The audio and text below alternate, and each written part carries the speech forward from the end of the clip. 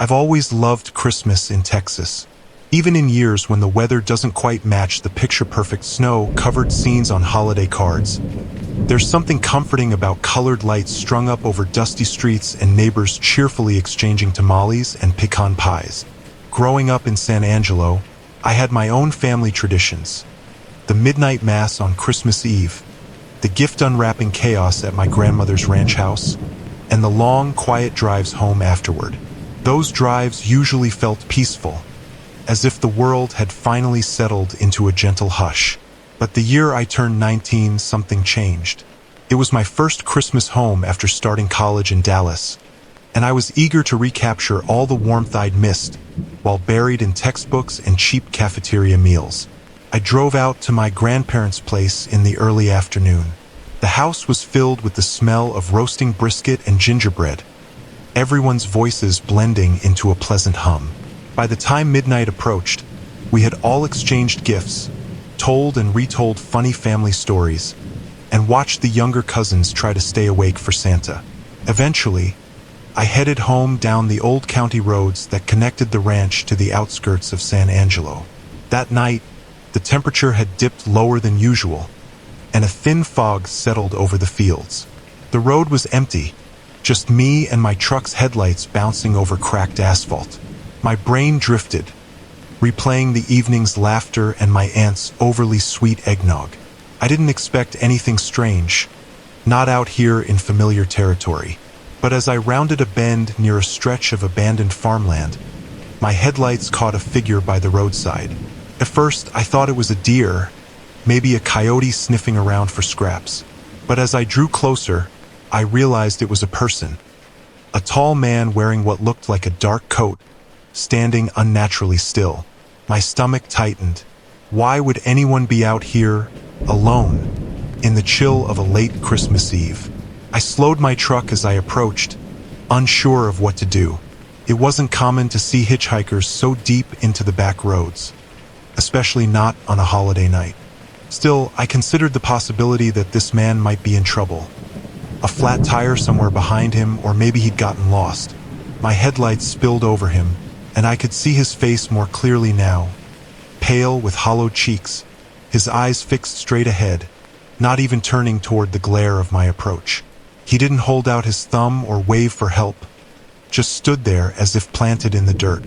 I rolled down the passenger window a few inches, keeping my foot on the brake. "You need any help?" I called out, trying to sound friendly but also keeping my distance. He didn't respond. Instead, he took a single step toward the truck, his head tilting slightly, as if curious. Something about his presence made my skin prickle. He was too calm, too silent. The crunch of gravel under my tires seemed to echo unnaturally loud. I noticed then that he had no jacket. He wore an old-fashioned suit, something that might have belonged to a generation past. No tie, just a white shirt stained at the collar, and trousers that looked dusty and worn. I opened my mouth to say something else when he finally met my gaze. That look sent a shiver through me. There was an emptiness in his eyes that I couldn't place, a hollow stare that belonged in no living man's face. Before I could think of what to do next, he lunged forward, his hand smacking against the truck's passenger window. I jumped and slammed the transmission into reverse, my heart hammering. He pressed his face to the glass, grinning. It was a smile too wide, too forced, revealing teeth that seemed off in some way. I didn't wait to analyze it. I hit the gas, the truck lurching backward, tires skidding as I tried to get away from the stranger with the eerie smile. If you're enjoying these unsettling Christmas stories, please consider hitting the like button and subscribing. Your support helps bring more chilling tales your way. Now let's continue. My tires squealed as I reversed down the empty road, the rearview mirror bouncing with every pothole. That man, if he even was just a man, stayed pressed against my passenger window until I'd gotten about 10 feet away. Then, just as suddenly as he'd lunged, he backed off, drifting into the darkness beyond the reach of my headlights. My heart thumped, each beat roaring in my ears. The old saying around these parts was that West Texas nights can hide all manner of secrets, but I never took it seriously until that moment. I shifted gears and straightened out the truck, keeping my eyes fixed on the spot where he'd vanished. Slowly, I eased forward again, determined not to be taken by surprise. I half expected him to charge at the hood, maybe try to break the windshield. Instead, the only thing that greeted me was silence. The fog had thickened, and in the haze, the roadside fence posts looked like thin silhouettes of onlookers. I gripped the steering wheel tighter and sped up, eager to put distance between myself and whoever or whatever had appeared out of nowhere. As I pulled back onto the main county highway, my mind raced. Should I call the police? What would I even say? There's a man in a suit lurking on a back road, smiling like a lunatic, and he tried to get into my truck. San Angelo's Sheriff's Department might send a patrol car. Sure, but would they believe me or find anything? I decided to at least let someone know.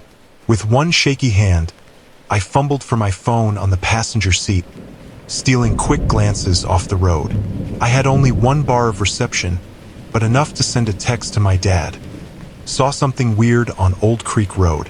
Will explain when I get home. I didn't want to worry him right away, just needed the comfort of knowing somebody else knew I'd encountered something strange.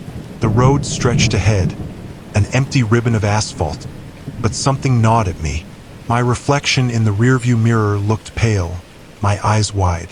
I couldn't shake the feeling that the encounter wasn't over. About 2 miles from home, I noticed a cluster of small oak trees on the left side of the road. As my headlights swept over them, I caught a glimpse of movement, something pale flashing between the trunks. I gasped, my foot easing off the gas. No way, couldn't be him again. But there it was. I saw that same figure dart behind a tree trunk and then peer out. Even from this distance, I knew it was the same stranger. He'd gotten ahead of me somehow, cutting through fields and ranchland in near total darkness. My mind struggled to piece together how he could move so fast or why. I could see him more clearly now, though partially obscured by branches. That suit and stained collar stood out. No jacket, no hat, just that eerie grin and hollow eyes watching me. I slammed my foot on the gas, my heart in my throat. The truck surged forward, past the grove of trees, and I gripped the wheel so hard my knuckles went white. I didn't dare look back this time, fearing I'd see him standing in the middle of the road. Instead, I drove straight to my driveway. The moment I parked, I dashed inside and locked every door, every window. Inside the familiar walls of my family home, the Christmas tree still twinkled softly in the living room. The scent of pine and gingerbread lingered in the air. It was past midnight, and everyone else had gone to bed hours ago. I could almost convince myself I'd imagined the whole encounter, except for the way my hands shook and sweat beaded at my temples. I flipped on the porch light, peeking through the window blinds, half expecting to find that face pressed against the glass. Thankfully, the yard was empty. Just my old lawn chair, a ceramic Santa figurine lit by a single bulb, and a string of lights drooping over the fence. The silence was soothing and unnerving all at once. My phone buzzed. A text from my dad. "Weird how? Are you okay?" I typed back, "I'm home safe. Saw a strange guy on the road. We'll talk tomorrow." Part of me wanted to share every detail right then, but I knew I wouldn't sleep if I got into it. Better to wait until morning, when daylight would dilute the terror into something more manageable. I clicked off the living room lamp and stood there, listening. Nothing. No knocks, no scratching at the door. I made my way through the house, checking locks twice, then 3 times. Eventually, I settled into my bedroom, the glow of Christmas lights from outside painting faint colors on the ceiling. I tried to lose myself in happy holiday memories. My grandmother's laugh, my cousin's goofy grin wearing a Santa hat. Slowly, my breathing steadied. Just as I was beginning to relax, there was a soft creak outside my bedroom window. Not the sound of the wind or an animal, but the careful shifting of weight on the wooden porch outside. My blood went cold. We didn't have a second-floor porch, just a slanted roof extending from the living room. For a person to stand outside my bedroom window, they'd have to climb onto the roof from the backyard. It wasn't impossible, but it would be difficult, noisy. Still, the creak came again, followed by a gentle tap, tap, tap on the glass. I forced myself to move, sliding off the bed, my bare feet silent on the carpet. My heart pounded so loud I feared it would give me away. Slowly, I approached the window, just enough to peer through a gap in the curtains. The porch light was off now, leaving only moonlight filtered through wisps of fog. First, I saw nothing. Then, as my eyes adjusted, I nearly choked on a gasp. He was there, leaning forward, a hand pressed to the pane, those hollow eyes staring into my room. He stood hunched, his head bent at a slight angle, and on his face was that grin again, too wide and too gleeful, as if this was all just a twisted joke. He reached up with his other hand and tapped the glass with a fingernail, an almost polite gesture, like he was asking to be let in. I was rooted to the spot, unsure whether to scream or hide. That's when I noticed something I'd missed before. A small, rectangular box tucked under his arm, wrapped in green and red Christmas paper. He saw me notice it and tapped the window more insistently, nodding as if to say, "Come on, open your gift." I backed away, fumbling for my phone. My fingers found the emergency dial and pressed. The operator's voice crackled in my ear, calm and collected. As I whispered hoarsely that there was a man on my roof, she asked me to confirm my address and assured me that officers were on their way. Time stretched painfully. He didn't leave. He stayed right at the window, occasionally moving his head side to side, testing different angles, as though curious about my reaction. I could imagine the police's disbelief if he vanished before they arrived. But I didn't have long to wonder. Less than 10 minutes later, I saw flashing red and blue lights dance across the walls as a patrol car turned into my driveway. I rushed out into the hall and flipped on every light in the house, hoping the sudden brightness would startle him. Through the window, I caught him flinching, then snarling, as he realized his time was up. He turned and scrambled across the roof, disappearing into the night. When the cops searched the yard, they found footprints in the damp soil leading to the fence line. Whoever he was, he'd jumped over and run off into the fields. I stood on the lawn in my pajamas, talking with two officers under a silent moon. They were polite, concerned, but had no leads. They warned me to keep the doors and windows locked and said they'd patrol the area for a while. Before leaving, one asked if I knew anyone who might want to prank or scare me. I shook my head, speechless. How could I explain that dead-eyed stare, that impossible speed, the bizarre gift he carried? I never saw the strange man again. Christmas morning dawned chilly and bright, and I told my family the story. My dad believed me. He found my terror too genuine to doubt. My mom insisted on installing motion lights and cameras around the property. To this day, when Christmas Eve rolls around, I can't help but think about that silent night outside San Angelo, that haunting grin pressed against the glass. Some secrets on the back roads remain unexplained. Story 2. Back when I was a sophomore at a community college near Laredo, I worked part-time as a delivery driver for a local catering company. The job mostly involved dropping off trays of tamales, barbacoa, and other holiday favorites to big family gatherings during the Christmas season. Normally, I enjoyed the work. Tips could be good, and cruising under the warm Texan winter sun felt more liberating than any retail gig. That December, just a few days before Christmas, I got a last-minute call to deliver a special holiday spread to a ranch property about 20 miles north of Laredo. I remember the day well because the manager had apologized, explaining that the client requested an after-dark delivery at around 9 p.m., something about a big family surprise after a church service. I agreed, lured by the promise of a generous tip. By the time I loaded the van with foil trays and a table setting meant for a dozen people, the sun had already slipped below the horizon. I followed a narrow, two-lane road that wound through dry brushland and past a few scattered ranch homes. As I neared the address, my headlights swept over a large wooden gate set back from the main road. A simple sign read, Martinez Family Ranch. I turned in, my tires crunching on gravel, following a driveway lit only by my own beams. The night sky was moonless, and the stars shone fiercely.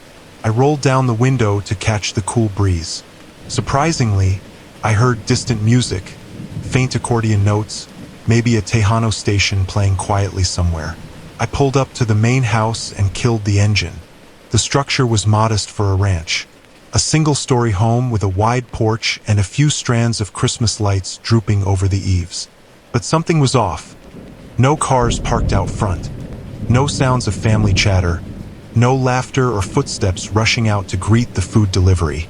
I hopped out and knocked on the front door. Nothing. I knocked again. A bit louder, calling out, "Catering delivery." My voice echoed in the stillness. That's when I noticed it. The front door was slightly ajar. A sliver of darkness peered back at me. I took a cautious step forward and nudged it wider.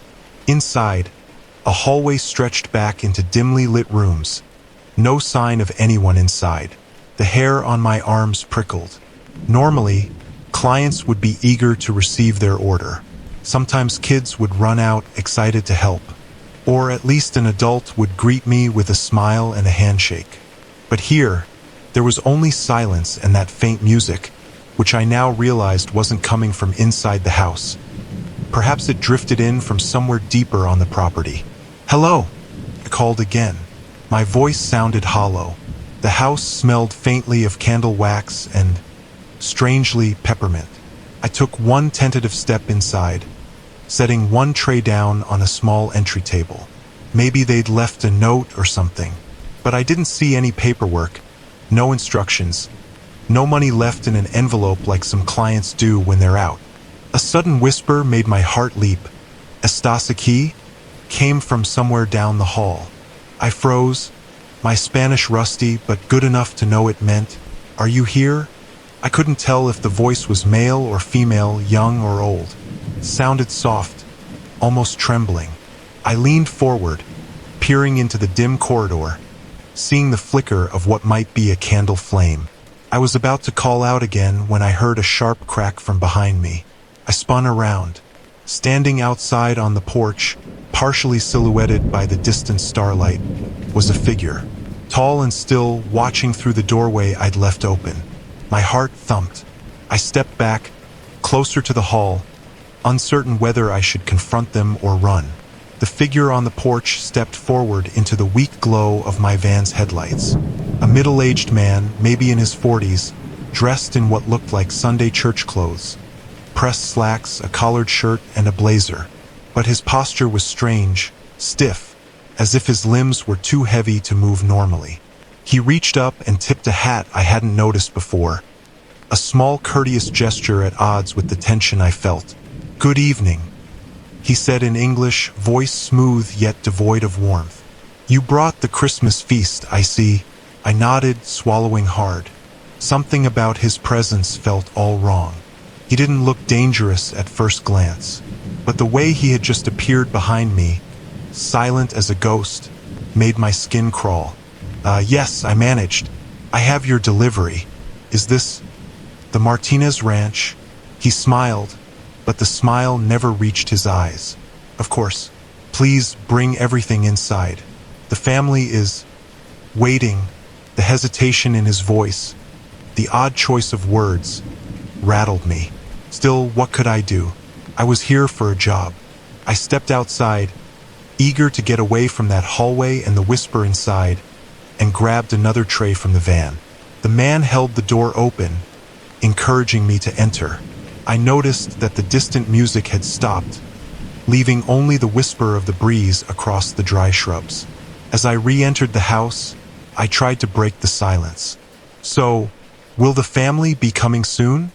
I asked over my shoulder. No answer. When I glanced back, he was no longer behind me. Confused, I set the trays on a sideboard in what looked like a dining room. A large wooden table stood empty, plates neatly arranged as if expecting guests. But the chairs, 12 of them, were all facing away from the table, turned toward the walls. It was as if someone had deliberately arranged them to avoid making eye contact, creating an eerie ring of high-backed wooden seats. I heard that whisper again, closer now. "Estás aquí?" My pulse quickened. I scanned the room, noticing a single candle burning in the corner. Its light danced over old family portraits, stiff-faced ancestors in black and white frames. One portrait caught my eye, a family gathered around a Christmas tree decades ago, their expressions grim, as if forced into holiday cheer. My gaze drifted lower, and I saw a pair of muddy footprints tracked across the wooden floor, leading into another room. I followed them, feeling dread coil in my stomach. The footprints ended at a closed door. I pressed my ear against it and heard a soft, muffled sob.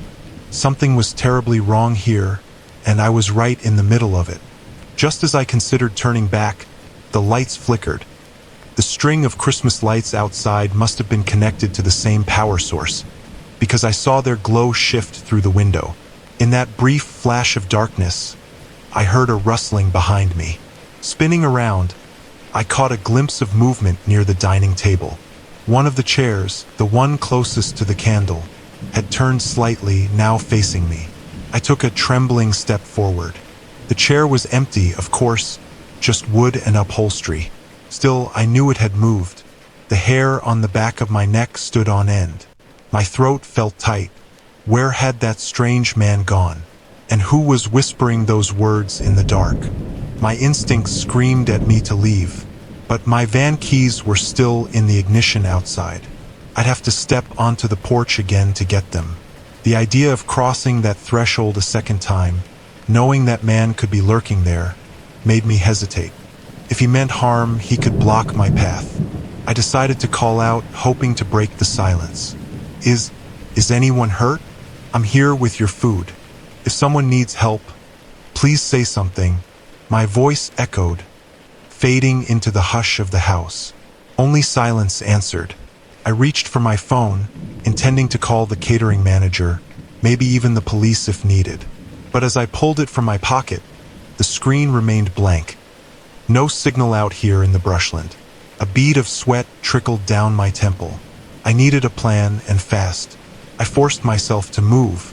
Cautiously, I backed away from the chair that had turned. The dining room was quiet now, except for my ragged breathing.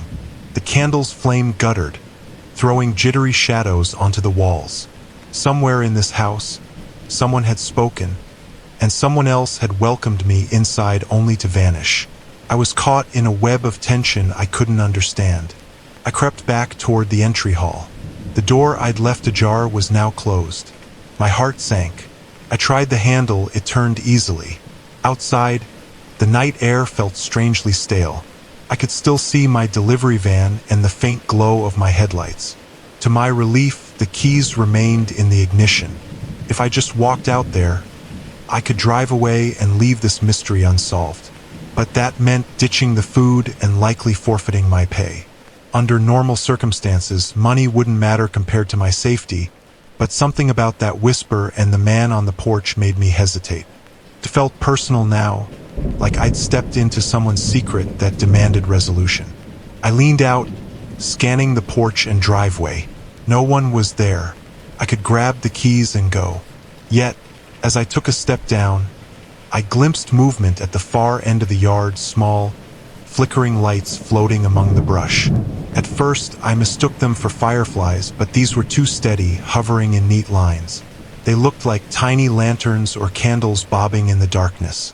And in their glow, I saw silhouettes of people standing beyond the fence, outlines shifting as if swaying in a gentle breeze. My breath caught. Were these the family the man had mentioned? I retreated back into the house, my mind spinning. I had two unpleasant options: confront those lights and strangers outside, or stay inside with the vanished man and the eerie whisper. The thought of meeting whoever waited out there, in the darkness, unsettled me to my core. But staying inside seemed just as dangerous. As I stood in the hallway, a voice drifted closer. "Estás aquí?" It sounded desperate now, pleading. Swallowing hard, I followed the sound into what looked like a living room. Framed photographs lined the mantel. A family through the years, dressed in their Sunday best, always so formal. A Christmas tree stood in the corner, half decorated, with tinsel dangling unevenly. Below it, a scattering of presents in red and gold paper, unopened. One gift, slightly larger than the rest, had come unwrapped at the corner, revealing a dusty antique photo frame underneath. The whisper came again, from behind a closed door that led off the living room. I pressed my ear against it, my heart hammering. Faint sobbing. I twisted the knob and pushed it open, the old hinges creaking loudly. Inside was a small bedroom lit only by a single votive candle. On the bed sat a woman. She wore a plain dress and clutched a rosary in trembling hands. Her face was streaked with tears. When she looked up, I saw confusion and relief wash over her features. "Ayudame, por favor," she said, voice cracking. "Help me, please." I switched to my broken Spanish. "I'm here with a delivery. Are you hurt?" She shook her head, muttering prayers under her breath. She pointed toward the window. I followed her gesture, pulling aside a thin curtain. Outside, I could see the floating lights more clearly. They had moved closer just beyond the yard. Figures swayed beneath them like silent carolers. My stomach twisted into knots. The woman choked back a sob and said something too fast for me to catch. I managed to pick out the words "familia" and "Navidad." Her family? Were they out there? Before I could ask another question, the floorboards in the hall creaked. I spun, expecting to see the strange man or some other lurking presence. The woman tensed, gripping my arm. Whoever was out there was trying not to be heard, but the old would betrayed them. I stepped back into the hallway, holding my phone's flashlight now. The beam cut through the gloom, illuminating peeling wallpaper and old family portraits. I reached the main living area where I'd left the trays, still untouched. The chairs around the dining table seemed to have moved again, just slightly, each angled a degree or two differently, as if turning their backs on me. My patience snapped. I spoke into the silence, voice echoing off the walls. "I'm leaving now. If anyone needs help, come out and say it. Otherwise, I'm done." My words sounded hollow, but I hoped they'd draw someone out. A soft chuckle drifted from the kitchen. My chest tightened. When I aimed my flashlight toward the sound, I caught a glimpse of that man again. He stood behind the kitchen island, one hand resting on a bread knife. His head tilted at an unnatural angle, and his eyes gleamed in the dim light. "You can't leave yet," he said quietly. "They're waiting for their Christmas feast." I clenched my jaw. "Look, I don't know what game you're playing, but I'm done. I'll call the cops." He laughed again, a low, humorless sound. "No signal out here," he murmured. "Don't you understand? We must feed them. It's tradition." He stepped closer, and I backed away, heart racing. Behind me, I heard the bedroom door open, and the woman emerged, tears shining on her cheeks. She shook her head urgently at me, pointing toward the front door. Her meaning was clear: run. My flashlight wavered as I turned back to the man. He was closer now, close enough for me to see that his clothes weren't just neat. They were old-fashioned, threadbare in spots. His blazer looked decades out of style. His face had a waxy quality, like a mannequin's left too close to a heater. An unnatural stillness clung to him. Fear surged through me, and I bolted toward the front. The door flew open under my hand, and I rushed out onto the porch. The night air slapped me awake. I dashed to the van and wrenched the keys from the ignition, ready to speed off. But as I climbed in, I risked one last glance at the house. The porch light flickered to life, illuminating the doorway. The woman stood there, framed by the dim interior. Her lips moved silently, mouthing words I couldn't hear.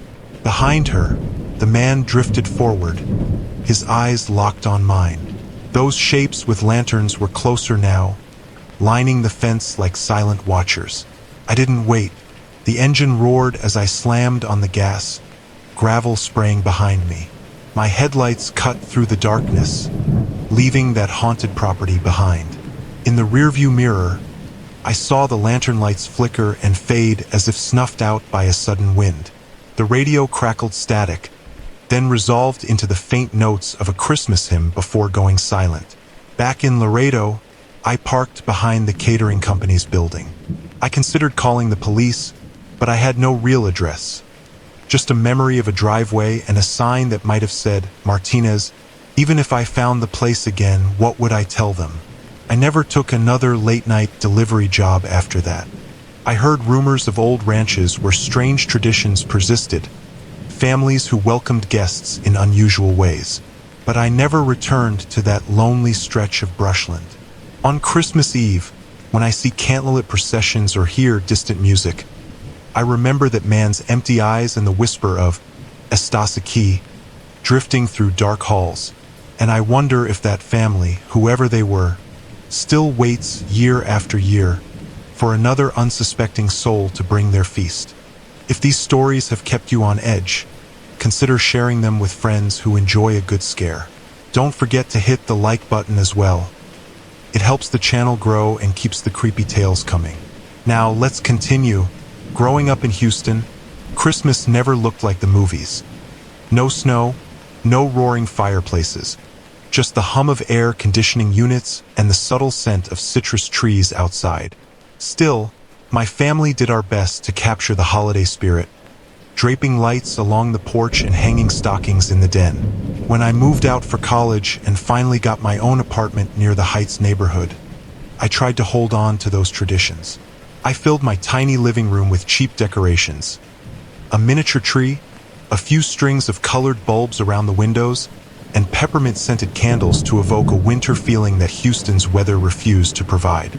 That December, I was finishing my last semester's finals and looking forward to a quiet Christmas break. Most of my friends had scattered back to their hometowns, and I planned to spend the holiday mostly alone, maybe FaceTiming family out of state. The city's usual bustle calmed slightly around Christmas Eve, and even my neighbors, who loved to throw late-night parties, seemed to settle down. On the night before Christmas, I found myself restless. I'd bought a small assortment of tamales and a slice of pecan pie for a makeshift holiday meal. After eating, I decided to take a walk. It was unusually cool that evening, a gentle breeze brushing through the streets. I wandered past homes decked out with inflatable Santas and neon reindeer, admiring how people tried so hard to create a festive atmosphere despite the mild climate.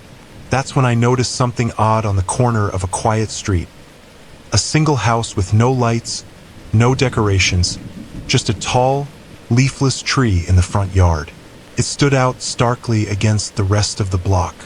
As I approached, I saw someone standing under that bare tree. A woman, perhaps in her 30s, wearing a red sweater and jeans, her hands shoved into her pockets. She watched me approach, her face partially hidden by shadow. Something about her posture made me uneasy. She stood too still, as if listening hard for something I couldn't hear. When I got closer, I offered a nod and a polite "Merry Christmas." She gave a tight, thin-lipped smile in return, then looked upward, toward the empty branches above. I followed her gaze but saw nothing except a few tangled twigs. Without another word, she turned and walked back around the side of the house, disappearing behind a tall fence. I shrugged it off, figuring maybe she lived there and preferred a quieter holiday. I headed home, thinking no more of it. Yet later that night, as I tried to drift off to sleep, a strange feeling kept me awake, like I had stumbled onto something hidden in plain sight. Around midnight, I heard a distant whistling outside my apartment window, a quiet tune I didn't recognize. I rolled over and pulled the blanket tighter, telling myself I must be imagining it. The wind, maybe. The next morning, Christmas morning, I woke earlier than I planned. The day stretched ahead of me, empty and calm. I brewed coffee, opened a small gift my aunt had mailed me, and scrolled through holiday messages on my phone. It was too warm to feel truly festive, but I tried anyway, lighting a peppermint candle and playing a Christmas playlist. Around mid-afternoon, I decided to walk again. The neighborhood was even quieter on Christmas Day. Most people stayed indoors, unwrapping presents or cooking big meals. I had no plans until the evening, when I'd video call my parents. So I strolled the same route as before, letting muscle memory guide me back to that decoration-free house. When I reached the corner, the house looked different in daylight. Less ominous, just plain and old. The leafless tree still stood guard in the front yard. I paused at the edge of the sidewalk, studying the place. The curtains were drawn in every window. No cars in the driveway, no wreath on the door. I almost turned to continue my walk when I noticed something hanging from one of the lower branches of the tree. Curious, I stepped closer. Dangling from a thin piece of twine was a Christmas ornament, a small glass ball, painted with a simple pattern of red and gold. It swayed gently in the breeze, catching sunlight in its reflective surface. I peered around, half expecting to see the woman from last night. Instead, I spotted another ornament farther up, this one green with silver stripes, and another, higher still, a little angel figurine made of straw. Strange. The tree had been bare last night, I was certain of it. Had the woman decorated it after I left? If so, why only a few random ornaments, spaced so far apart? The arrangement felt deliberate, almost like breadcrumbs leading to something else. My pulse quickened slightly, an irrational unease creeping up my spine. I moved around the side of the house, staying on the sidewalk. The fence blocked my view, but I could see a narrow gap. Through it, I glimpsed the backyard, where more ornaments hung from a smaller tree and a drooping clothesline. I could also hear a soft, intermittent tapping sound, like someone lightly knocking on wood. "Hello," I called, keeping my voice low so as not to seem like I was trespassing. There was no response, just that tapping, steady and patient. I leaned forward, trying to get a better angle, and that's when I heard it. A faint whisper, too quiet to make out words, drifting from somewhere behind the house. It reminded me of the hush of last night, the way the woman seemed to be listening. I took a step back, my heart fluttering.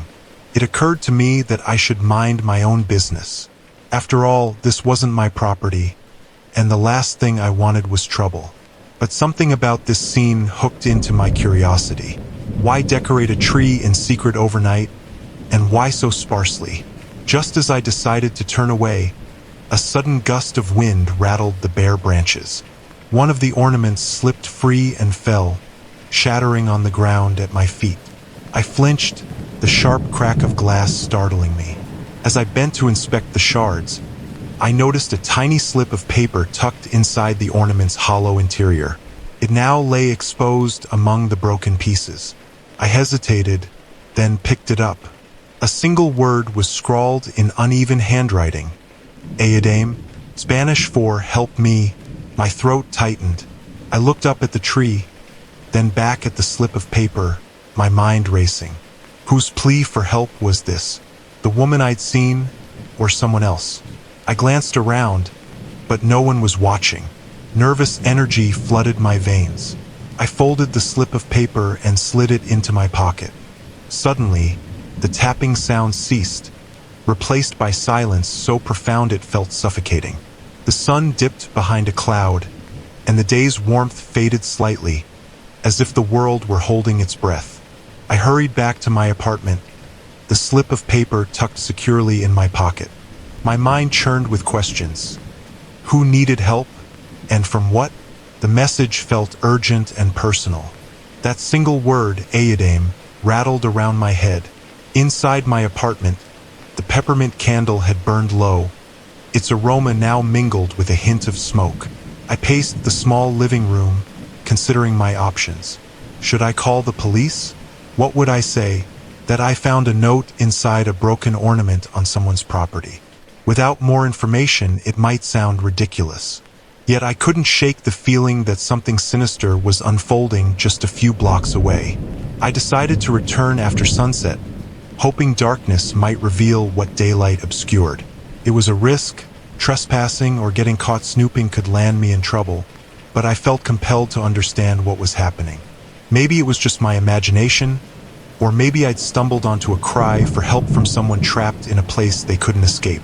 As evening deepened, I prepared. I grabbed a small flashlight and put on a jacket. Houston nights rarely got cold enough for a heavy coat, but the slight chill matched my mood. I left my apartment, heart pounding, and retraced my steps until I stood once more near that bare, half-decorated tree. The street was quiet, no cars, no pedestrians. Christmas night. People were likely indoors, celebrating or already asleep. The house remained dark, no lamps shining through its windows.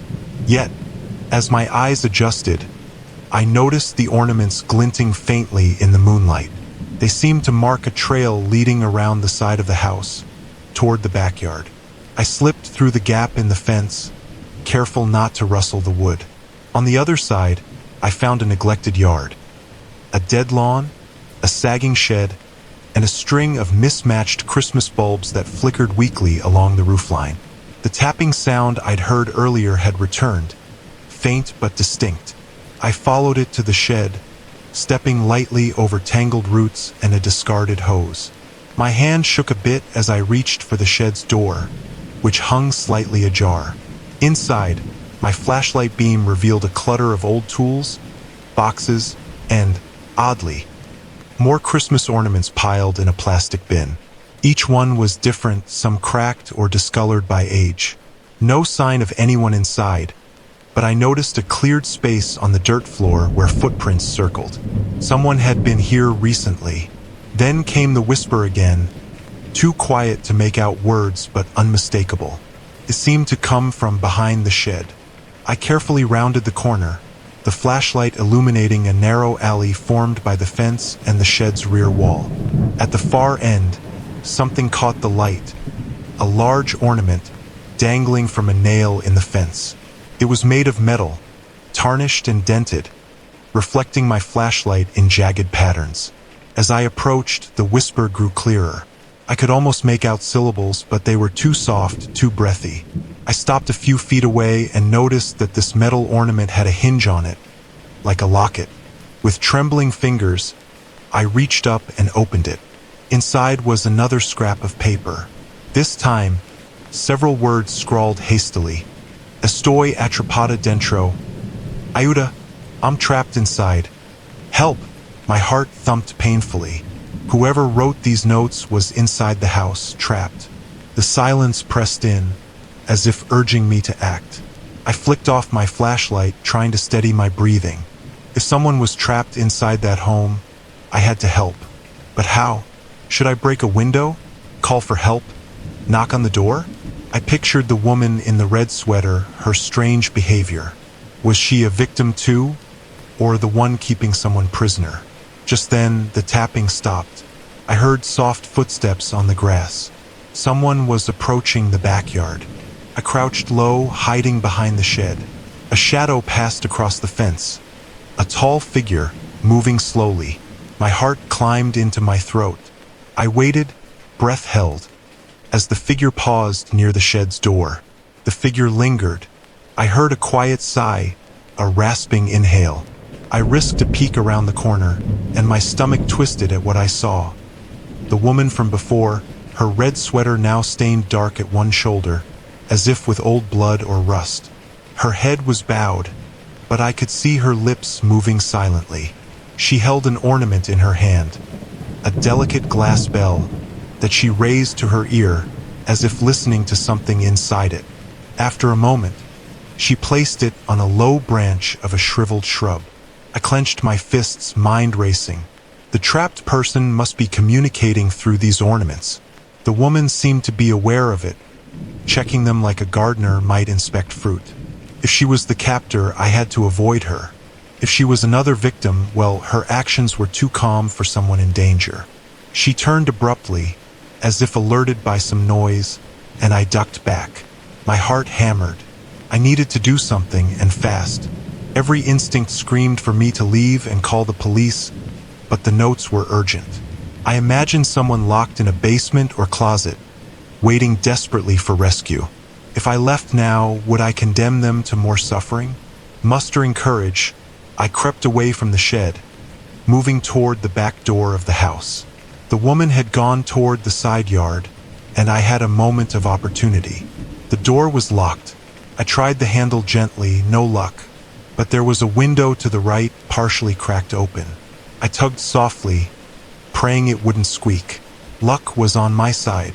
The window slid up a few inches, enough for me to slip my arm in and unlock it. I hoisted myself inside and found myself in a kitchen lit only by moonlight. Old appliances, dusty countertops, and no sign of recent meals. My nose caught the scent of something musty and stale, as if the place had been empty for years. I felt along the wall until I found a doorway leading deeper inside. My footsteps were feather-light on the worn linoleum floor. Another whisper reached my ears, clearer now. "Ayuda, a key." The voice came from below. A basement, maybe? In the corner of the hallway, I spotted a narrow door set into the floor, like a cellar hatch. I crouched and pried it open. A waft of cold, damp air greeted me. I descended a short flight of creaking wooden steps, every sound amplified in my ears. At the bottom, my flashlight revealed a small, cramped space. Dust motes danced in the beam. There, huddled against the far wall, was a young woman, no older than me, wrapped in a thin blanket. Her eyes went wide at the sight of me, fear and hope mingling in her gaze. I put a finger to my lips, then whispered, "I'm here to help." She nodded, tears forming. I noticed her wrists bore bruises, as if she'd been restrained. I moved closer, offering her a hand. She spoke softly, voice trembling. "Ella Nomi Deja, she won't let me go." I assumed she meant the woman upstairs. I glanced back at the steps, heart pounding. I had to get her out quietly. Carefully, we climbed the steps. I helped her through the kitchen window first, then followed. Outside, I guided her around the house, keeping low beneath the fence line. I expected to encounter the woman, but the yard was silent and still.